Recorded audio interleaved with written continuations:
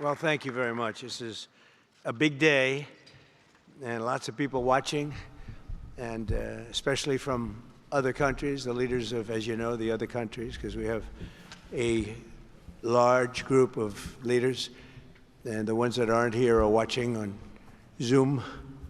I hope they enjoy it. And the press, we appreciate it very much, so respectful. You've been so respectful of what we're doing.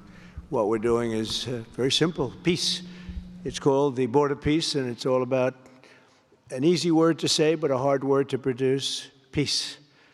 But we're going to produce it, and we've been doing a really good job, and some of these leaders that are with us have helped me very much during just this first year. We have a first year like probably no other ever in our country, because we settled 8 wars and I think a 9th to come. It's turned out to be a tougher one. I thought that was going to be the easiest one.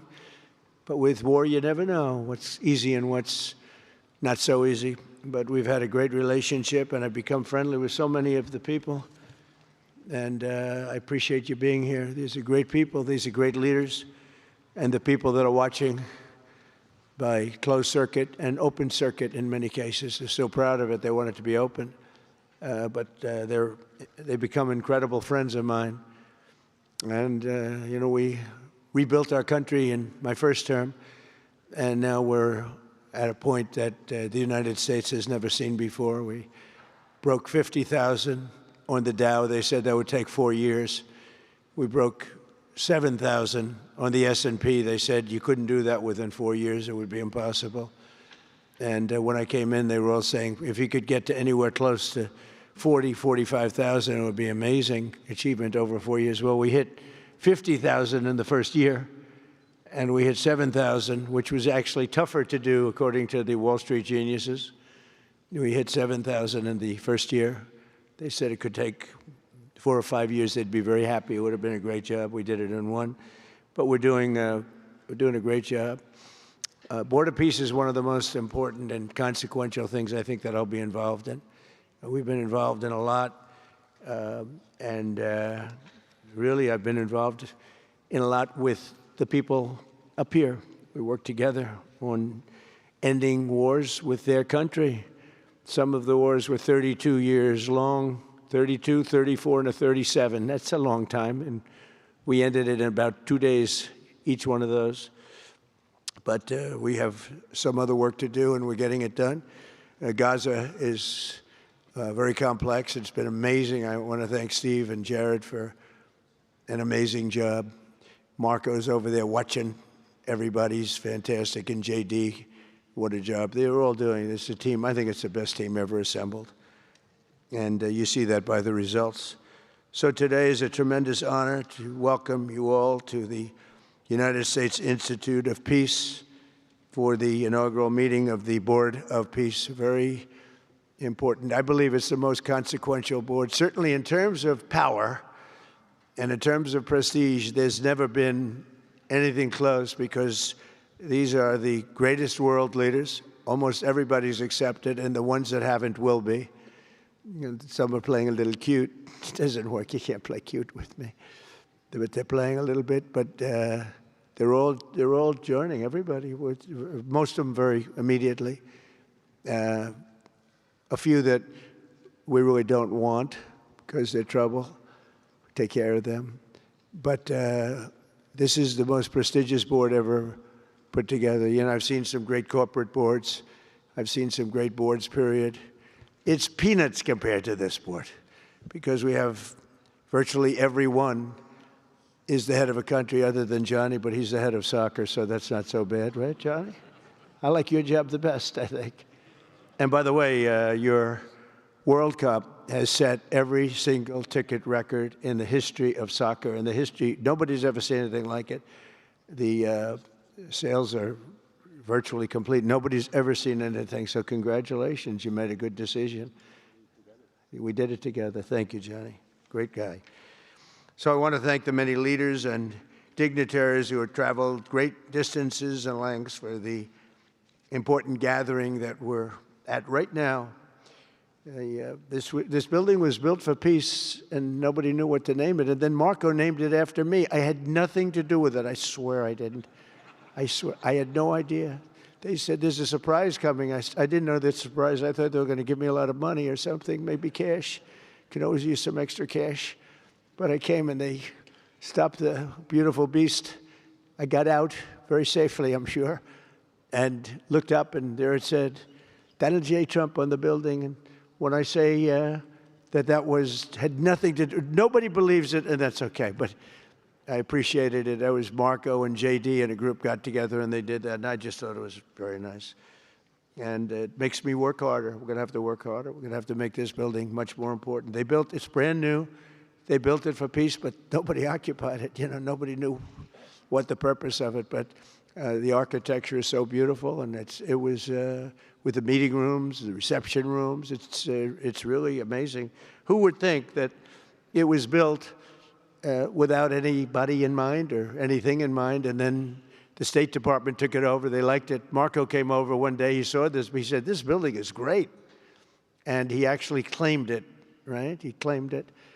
And that's what he does. Where is Marco? I said, Marco, is that true? You claimed this building. You took it away from about 5 groups that wanted it. That was done very quickly, very methodically. But it was really, really built so beautifully in such a beautiful building. But we worked together to ensure the brighter future for the people of Gaza, the Middle East, and the entire world. I think that the Board of Peace, because it's mostly leaders and unbelievably respected people, but mostly leaders of Middle Eastern countries, countries from all over the world, and they've been very generous with money also. And the United States, which I'll say in a moment, is also very generous with money. Because there's nothing more important than peace. And there's nothing less expensive than peace. You know, when you go to wars, it costs you 100 times what it costs to make peace. We have a man at the end right there that's smiling because you learned that after 30 years of fighting, right? 30 years of fighting, we got it done. I want to thank you very much. That was a great thing you did. You and your new friend, they came to my office and they said, I've been fighting for 22 years. Now you're there for 23 years, right? But I've been fighting for 22 years. That's all I've done is fight this gentleman. And his counterpart was there for 7 years. He said, I've been there for 7 years. All I've done is fight this gentleman. And we had it worked out in about 24 hours, right? And it's been a good peace. And I think they've become friends. I'm not sure I'm allowed to say that, but I think so. I think they've become friends, right? Right. Great. Stand up. Stand up. These are 2 tough cookies, too.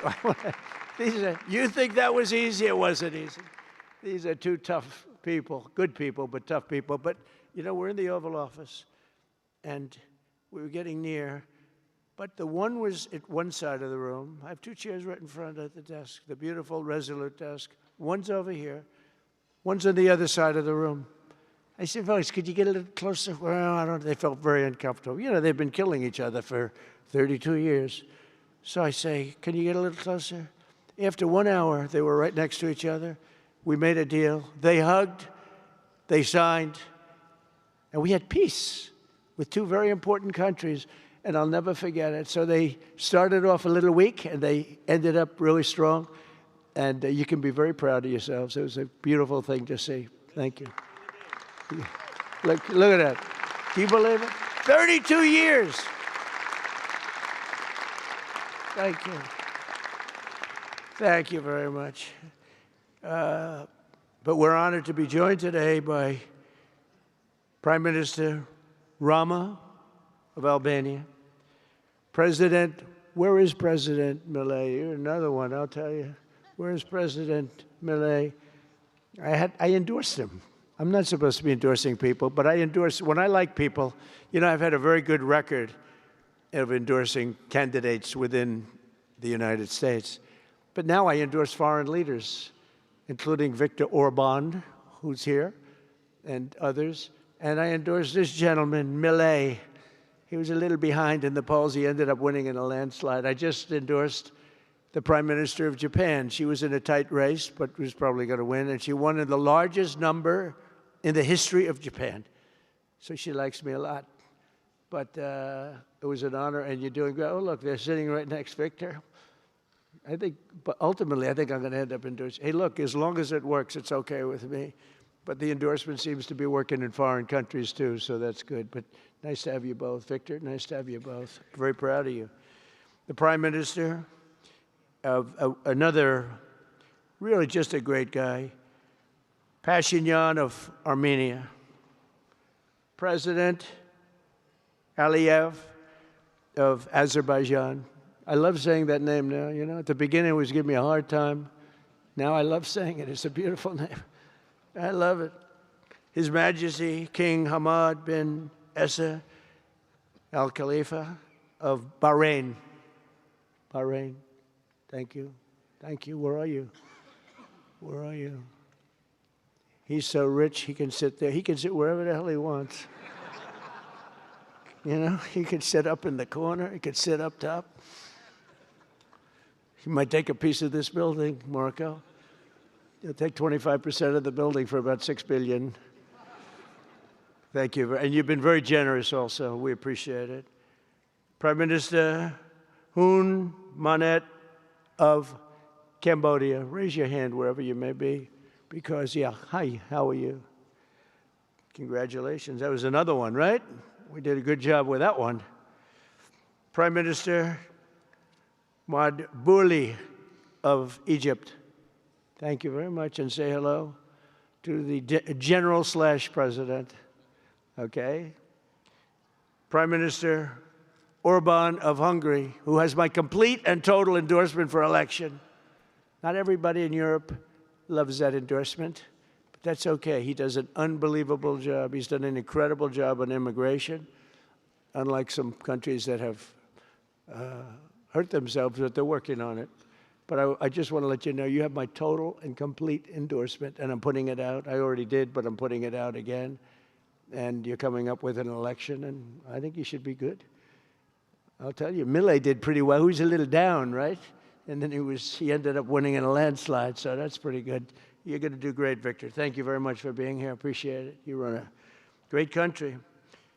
A man that I really like a lot he's definitely tough. I don't want to fight him. President Prabowo of Indonesia. Thank you very much. Please, this is a big guy. I tell you, I said, how many people in Indonesia? He said, like 240 million. I said, no, say it again. How many? It's a big country you have. And you do a great job and respected by everybody. And thank you very much for being here. Thank you very much, Mr. President. President Tokayev of Kazakhstan, thank you very much. What a country that is. It's a wonderful country and a rich country, in case anybody has any question. We have some very rich people here today. President Osmani of Kosovo. President, thank you very much. Great job you're doing, too. Thank you very much. Prime Minister Sharif, I like this man, of Pakistan, because there was some fighting going on when I got to know him, and your Field Marshal, General, great general, great Field Marshal, a great guy. And I got to meet the Prime Minister. And he said in front of our Chief of Staff, Susie Wells, who's right here, he said, you know, nobody knows this, but I believe that President Trump saved 25 million lives when he stopped the war between us and India, right? You made that statement? I said 25 million lives? Could have been much more, actually. But it was really a beautiful thing. You said that in front of a group of people they walked out. They don't think about it, but you're talking about that kind of lives. That war was raging. Planes were being shot down, right? And it was Pakistan and India. And I got on the phone with both of them, and I knew them a little bit. I knew Prime Minister Modi very well, actually. But I got to know Pakistan through a little trade. They were trying to make too good a deal, and I got a little upset with them. And in the end, they got what they wanted, right? And they made a good deal. And I got to like them, the Prime Minister, the Field Marshal, who's a tough man, a tough, good fighter, right? Good, serious fighter. I like good fighters, actually. And when I heard that they were fighting, I picked up a certain newspaper. I won't tell you which one because it's fake news generally. But I picked up this newspaper and I saw that Pakistan and India were really going at it. And then it got worse and worse, and many planes were shot down. It was all out. And I called them and I said, listen, I'm not doing trade deals with you two guys if you don't settle this up. They said, no, that has both of them. They didn't want to do that. I said, no, it has to. If you don't do it, I'm not doing a trade deal. We're not doing a trade deal. And they do a lot of business with the United States, and they sort of softened up all of a sudden. And all of a sudden I read where there was a little bit of a pullback by one, then the other, and all of a sudden we worked out a deal, right? But I said, if you fight, I'm going to put 200% tariffs on each of your countries, which essentially makes you not allowed, you can't do any business. One of them, I won't say which one, said, no, can't do that. They both wanted to fight. But when it came to money, it's not like money. When it came to losing a lot of money, they said, I guess we don't want to fight. And we solved that deal in 2-3 days, right? And we did. We said, these are two very powerful nations. These are two nuclear nations. And I don't want to say what was going to happen, but, bad things happen. So, Prime Minister, I want to thank you because that was a very big deal. People have no idea. A lot of them say, oh, well, they weren't fighting. They were fighting. 11 jets were shot down, very expensive jets. And they were all in. Both of them were all in, and now they're not. And I think we'll always be able to settle up with them. I really do. I think you're going to have, it's a lot of progress was made even in the relationship. And Prime Minister Modi also, he's a great man. He's a great guy. They're all great. But I was very proud of it. President Pena of Paraguay is here. President, thank you very much. Young, handsome guy. It's always nice to be young and handsome. Doesn't mean we have to like you. I don't like young, handsome men. Women, I like. Men, no, I don't have any interest. Good. That's right. Thank you very much. You're doing a great job, too. His Excellency Prime Minister Al Thani of Qatar, just a great man, a great man and highly respected. And he's working with a man who is amazing. I always say he needs a public relations agency because you do so much good and they have you down as evil. And you're not evil. You help us so much and you're such a good ally. And I just want people to know that. And the Emir is incredible, smart as you can be, a great leader. And he cares so much for the people. And he cares so much for the Middle East. So I want to thank you very much and send my regards. Your country has been a great help. So, surprising to some of the people writing out there, but now they'll start changing their tune because it's true. I only tell the truth. Prime Minister Don of Romania, wonderful people. The Romanian people are fantastic people, like you're fantastic. And a lot of them come and work in this country and help us in this country, as you know, and it's they are just really solid people. President Mirziyoyev of Uzbekistan, who is where? There he is, and a friend of mine. He's got one of the most difficult names in history, but that's okay. It doesn't matter. Your country's doing great. You're doing great. And just no problems. Every time I see him, nope, we're doing good. No problems. And General Secretary To Lam of Vietnam. Vietnam is incredible as a country and as a force. And it's an honor to have you. A really great honor to have you. A lot of respect. A lot of respect for your country. We'll also want to express my gratitude to Vice President J.D. Vance, who is a fantastic man. He's a fantastic talent. He was a great student. He went to one school. He graduated. Most people, if you watch some of the people that were at the event in Munich, they didn't graduate quickly from college. They had everything they could do. There was one young, attractive woman. She was unable to answer questions. And she didn't do so well like J.D. did in college. J.D. graduated in a 4.5-year college in 2 years. And then he went to Yale and he graduated at the top of his class, went to the military grade. But when he went to Yale, there was one person that was marginally ahead of him, so he married her. Can you believe it? He married the person that was ahead. I don't know. I always like to say J.D. was first and Usha was second, because I get a little uncomfortable when I say the, but he's been incredible. He's a brilliant guy and a great guy, and he's been my friend. All of our people, we have a fantastic group of people, our cabinet members, everybody, many of them here. But J.D.'s been great. Thank you very much. He gets a little bit tough on occasion. We've got to slow him down just a little bit on occasion. He says his mind. Now, then we have the opposite extreme.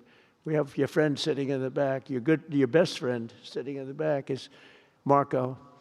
Marco does it with a velvet glove, but it's a kill, right? The result is the same. They do it very differently.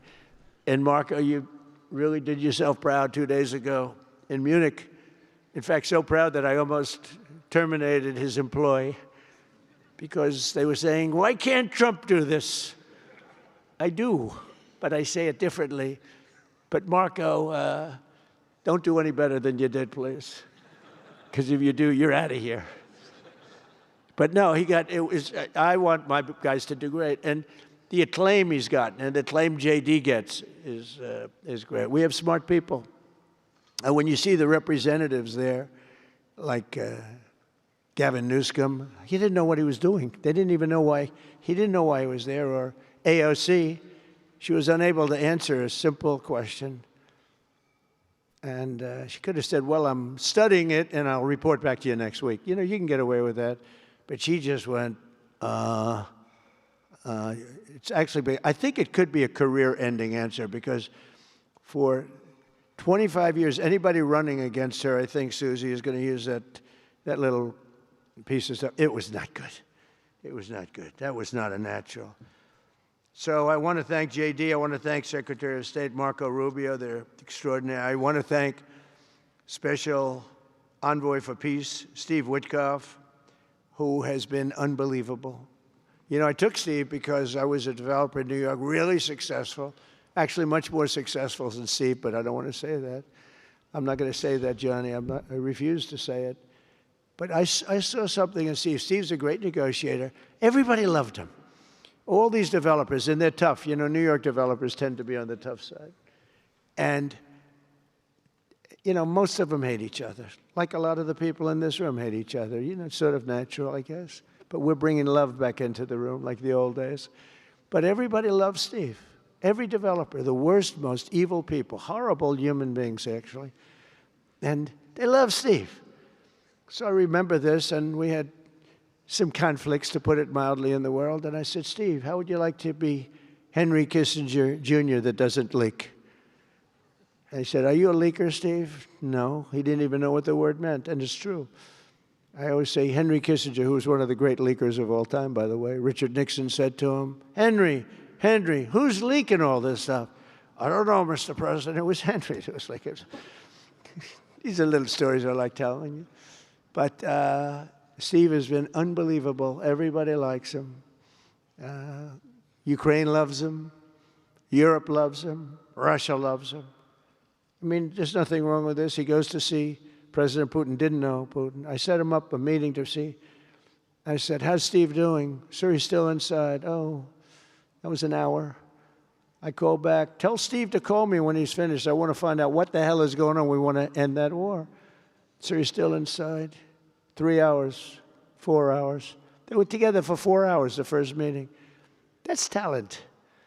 And they get along. I mean, people like or don't like Putin or Zelensky. They get along. Same thing with Zelensky. I mean, they all love Steve, and Steve's doing a great job. That's a tough one. That's a much tougher one.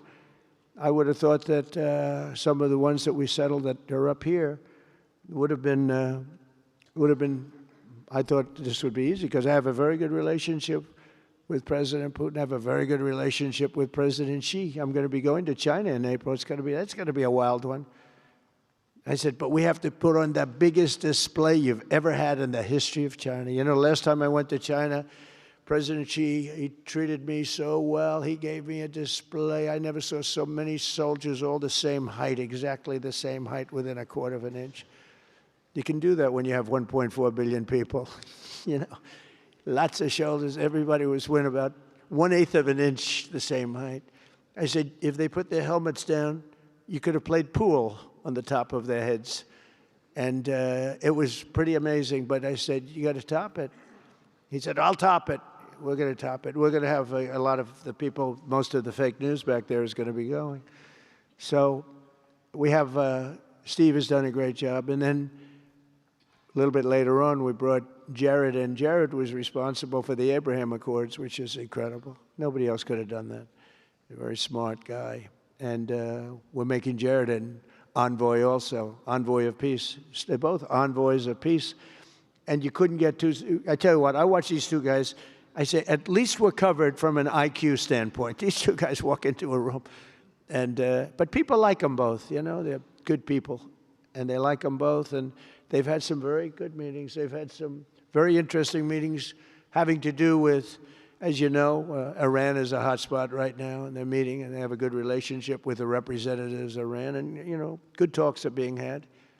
It's proven to be, over the years, not easy to make a meaningful deal with Iran. We have to make a meaningful deal. Otherwise, bad things happen. But we have to make a meaningful deal. But they have a great relationship with the representatives of Iran. They have a great relationship with the other one that they're really working on now. Because so many of these, I mean, as an example, Kosovo, Serbia. I did that one. Could you stand up, if any of you guys are, when you're here, just stand up for a second. Kosovo, Serbia. Stand up. What a job. Thank you very much. We appreciate it. So good. And you're getting along. And when you don't get along, you'll call me, and we'll get it solved, right? We'll get it solved. Thank you very much. Really good. And then again, Pakistan and India. That was a big one. And just, I think you should actually stand. Come, please, stand just for a second. Pakistan and India, thank you very much. And I spoke to Prime Minister Modi. He's excited. He's watching us right now. Egypt and Ethiopia. We're going to get that, you know, there's a little dam that got built. Little dam, like maybe the largest dam in the world. Built and financed, of course, by the United States brilliantly. And having a little trouble getting water to the Nile. That's a tough situation, but we're going to get that solved. Armenia and Azerbaijan, we talked about. And again, thank you, fellas, very much. Great job. Great job. Thank you. Cambodia and Thailand. So incredible what you did, that you got together and it all worked out. They're watching right now on closed circuit. Thank you very much, and thank you. That was a big one, Cambodia and Thailand. These are nasty fighters, I have to tell you. These fighters are nasty. Now we talk about, you talk nasty fighter, you're nice guys compared to this. Congo and Rwanda. That was, and we've got them pretty peaceful. There's little flare-ups every once in a while. I'll get a call once a week. Sir, there's a flare-up in the Congo again. We'll get it straightened out, right, Susie? We'll get it straightened out. And Israel, as you know, with, you could say Israel and numerous countries if you want to really know the truth, but Israel and Iran, and we'll see where that goes. But when you think of Israel, we've done the biggest thing of all. We have peace in the Middle East right now. That's bigger than people said it couldn't be done. For 3,000 years, they've been talking about Middle East. They said it couldn't be done. And you look at what's happened in Gaza. And one of the keys to it was when we took those beautiful, magnificent, we just ordered 22 more of them, updated model. The B-2 bombers are incredible. I never understood the B-2 bomber. I'd watch, it's a wing. And I've never quite understood that, Johnny. I'd look at it, I'd say it was beautiful, but what does it do? It carries very big bombs. And it went into Iran, and it totally decimated the nuclear potential. And when it did, when it decimated that, all of a sudden we had peace in the Middle East, because there was a black cloud hanging over the Middle East, and if that wasn't done, that cloud would have been there. And countries like Saudi Arabia, countries like Qatar, countries like, nobody could have signed. You would have had that threat. Nobody could have had, you couldn't have had peace in the Middle East. So now we may have to take it a step further, or we may not. Maybe we're going to make a deal. You're going to be finding out over the next probably 10 days. But this meeting today is proof with determined leadership, nothing is impossible. When I took office, the war in Gaza was raging with thousands of people being killed and no end in sight. Today, thanks to unrelenting diplomacy and the commitment of many of the great people in this room, we have 59 countries signed up on Gaza. Think of that. We have, it's amazing. But all the people, many, really so many in this room, the war in Gaza is over. It's over. There are little flames, little flames. Hamas has been, I think they're going to give up their weapons, which is what they promised. If they don't, it'll be, they'll be harshly met, very harshly met. They don't want that. All the stuff like they don't mind dying.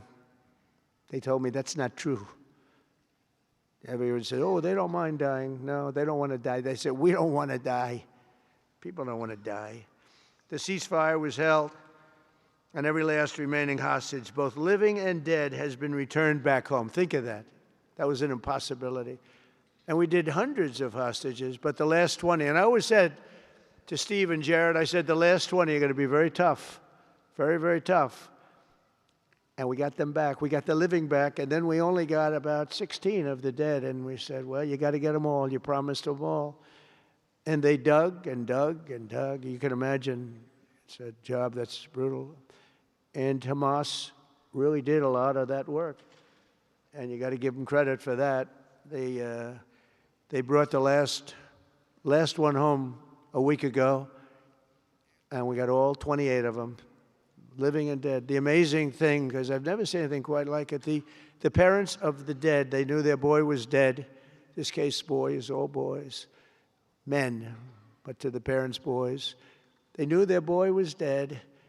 They wanted that dead body as much as if he were alive. And when they got them back, there was great sadness, but there was great joy, too. They wanted it as much as the people that got their sons back alive. But we got a lot of people before those 20, Steve, what nobody talks about. But, hundreds of people. We did a good job, and you guys did a fantastic job. I want to thank every nation that helped us achieve this monumental breakthrough, saving countless lives, and really bringing peace and bringing the concept of peace, because nobody thought peace in the Middle East. I've always heard peace in the Middle East is impossible, and it's turned out not to be. And we do have some work to do with Iran. They can't have a nuclear weapon. It's very simple. You can't have peace in the Middle East if they have a nuclear weapon. And they can't have a nuclear weapon, and they've been told that very strongly. Since the hard-won ceasefire of last October, the United States and our partners have facilitated the delivery of vast amounts of humanitarian aid, numbers that nobody's ever seen before. In November, the United Nations Security Council unanimously approved the Board of Peace.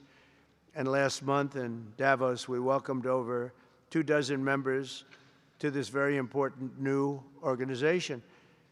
And we are very closely working with the United Nations. In fact, I'm going to speak to the Secretary General in a little while. He's a good man. And I've had a good relationship. Other than in my last speech, they did turn off my teleprompter. I got up there. My teleprompter didn't work. I'm sitting in front of all of you people and more. I had no teleprompter. I knew I was in trouble because I'm walking up. The teleprompters are over here. I had the most beautiful speech ready. I was all set to knock them dead. First, I had an escalator that stopped. You know that. It's going up. Boom.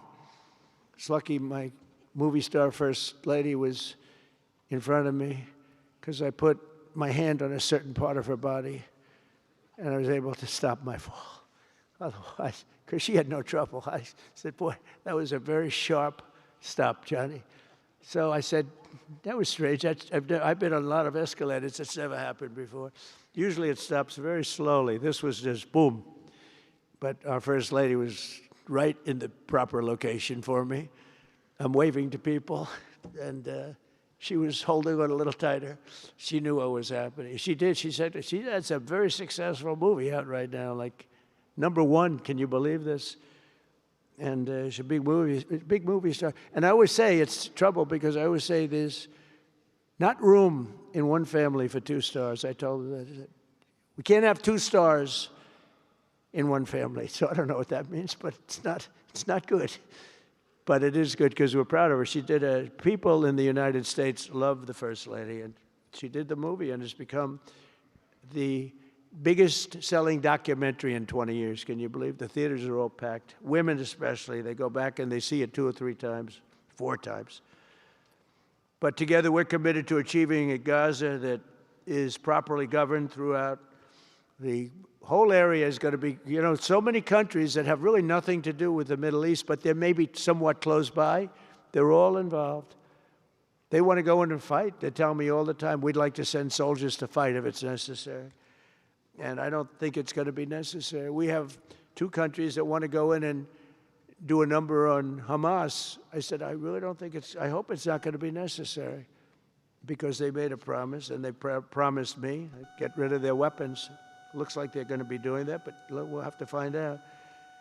But it's no longer a hotbed of radicalism and terror. And to end that, we have today, and I'm pleased to announce that Kazakhstan, Azerbaijan, UAE, Morocco, Bahrain, Qatar, Saudi Arabia, Uzbekistan, and Kuwait have all contributed more than $7 billion toward the relief package. That's great. Thank you, fellas. Thank you.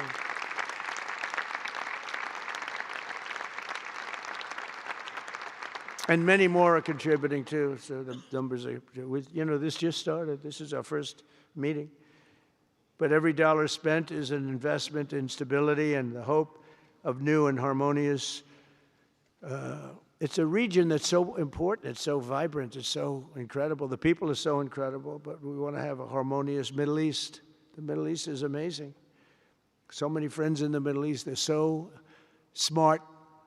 Sometimes they're too energetic. That's a lot of people aren't energetic. Sometimes they're a little bit too energetic.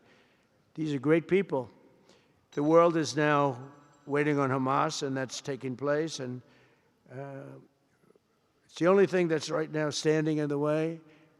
We have Lebanon with certain things that we're working on that are very important. We have to solve the problem of Lebanon, but it's relatively small in terms of what's been done. And again, the key was getting rid of the nuclear potential, because Iran would have had a nuclear weapon based on everything we found out since within 1 month. We can't let that happen. So many of our friends in Europe are attending today, and we're eager to have them become full members. They all want to become full members, and we've had a great response from Europe. And Europe is, it's where I come from, where so many people come from that are in the United States. But we have a great relationship with Europe. We have a great head of NATO. He is a fantastic man, and he's doing a great job, really great job. I'm excited to announce that Norway has agreed to host an event bringing together the Board of Peace. Oh, I thought when I saw this note, I'm excited to announce that Norway, I thought they were going to say that they're giving me the Nobel Prize. Oh, this is less exciting. Oh, it says, I'm excited to announce that Norway, and I'm saying, oh, great, I'm getting the Nobel Prize, finally. Finally, they got it right. But I don't care. I don't care about Nobel Prize. I care about saving lives, just so you understand. We play and we all, do what we have to do. I only have one thing. I don't want to see people killed from parts of the world that are very far away from the United States. And if I have an ability to turn off wars, I want to use that ability, because it's people, millions of people. It's like the Prime Minister said, 25 million people maybe.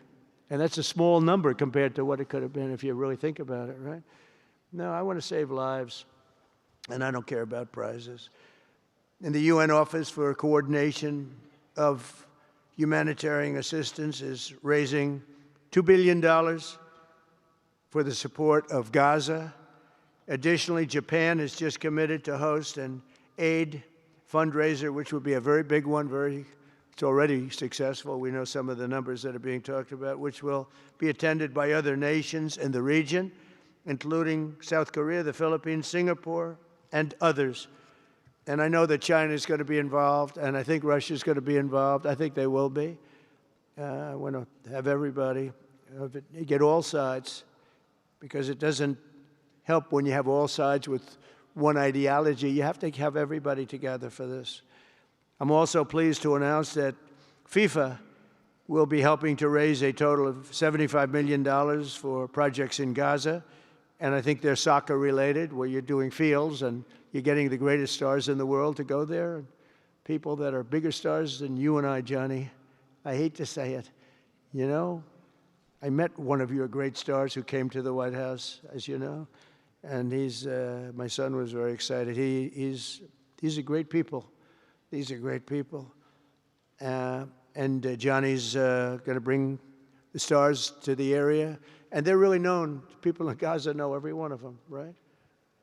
You know? So it's really something. And we'll soon be detailing the announcement. And if I can I'll get over there with you. I want to thank Johnny and FIFA for all of the wonderful things they did and are doing. They gave me their first Peace Prize.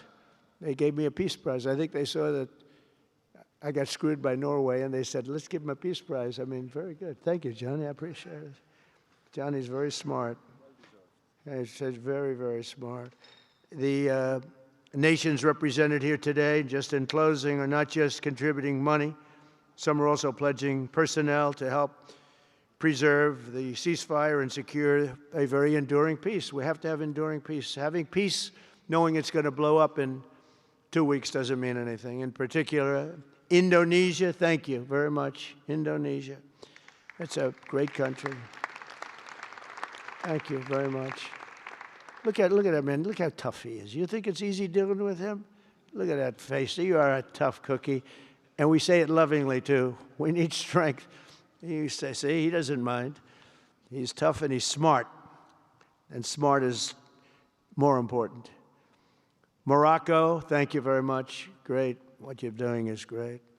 Albania, Kosovo, Kazakhstan have all committed troops and police to stabilize Gaza. Egypt and Jordan are likewise providing very, very substantial help, troops, training, and support for a very trustworthy Palestinian police force. We think we're getting some very good people on that police force.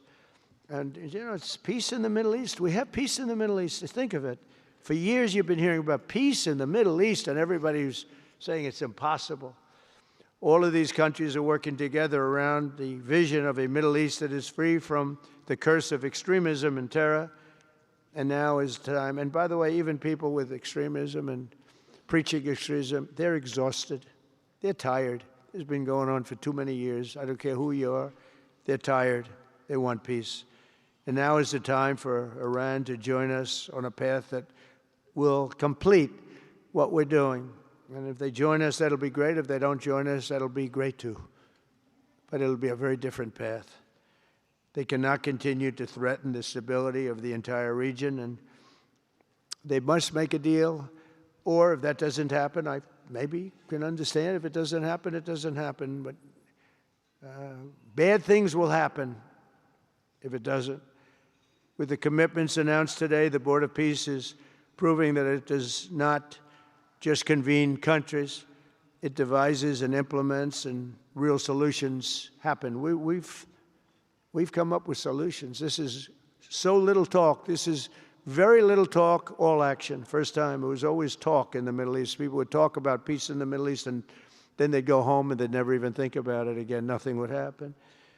We're providing a model for how responsible sovereign nations can cooperate to take responsibility for confronting problems in their own regions. The Board of Peace is showing how a better future can be built, starting right here in this room. And I want to let you know that the United States is going to make a contribution of $10 billion to the Board of Peace. Thank you.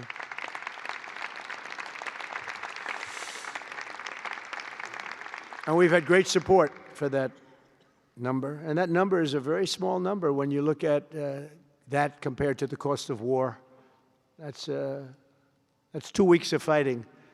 It's a very small number. It sounds like a lot, but it's a very small number. So we're committed to $10 billion. Together, we can achieve the dream of bringing lasting harmony to a region tortured by centuries of war, suffering, and carnage. They say 3,000 years. And hopefully we can lift up the eyes of the world to envision how other intractable conflicts can be settled. So many conflicts, they say, are impossible to settle, and we get them settled. We got, of those 8 that we settled, most of them were said to be not settlable. And they not only got settled, they got settled within days. More impossible problems can be solved as we go along this very beautiful path. I think it's a beautiful path. I think it's such an important day. Even the weather's beautiful. We walk in, it's beautiful. Everything's beautiful. But the ancient wounds can be healed, and they are indeed ancient. This has been going on for so many centuries that our entire planet will be a better, safer, more beautiful, and more peaceful place for us all. We're going to be working with the United Nations very closely. We're going to bring them back. I think the United Nations has great potential, really great potential. It has not lived up to potential. The 8 wars, I never even spoke to them about one of them, and I should be speaking to them about all of them. Someday I won't be here. The United Nations will be, I think, is going to be much stronger. The Board of Peace is going to almost be looking over the United Nations and making sure it runs properly. But we're going to strengthen up the United Nations. We're going to make sure its facilities are good. They need help, and they need help money-wise. We're going to help them money-wise. And we're going to make sure the United Nations is viable. And you have some very good people at the United Nations, can do a good job. But as I said, I've said it for years, the United Nations has tremendous potential. A lot of people didn't like when I said it. They said, oh, you shouldn't say that because, you know, we don't care about the United Nations. No, it's really very important, and I think it's going to eventually live up to potential. That'll be a big day. So I want to thank everybody for being here. You're my friends. You're great leaders. You're great people. And I can honestly say, you know, you're strong leaders. You're tough leaders in many cases. And every single one that I'm looking at that's right here, I've gotten to know and I've gotten to respect. And really, you're friends of mine. And if I can help you at all, you let me know. But this is going to be something, the Board of Peace will be something that, the likes of which I don't think anybody's seen before. And thank you all very much. It's a great honor. I'm going to ask J.D. Vance to come up and say a few words. Thank you very much.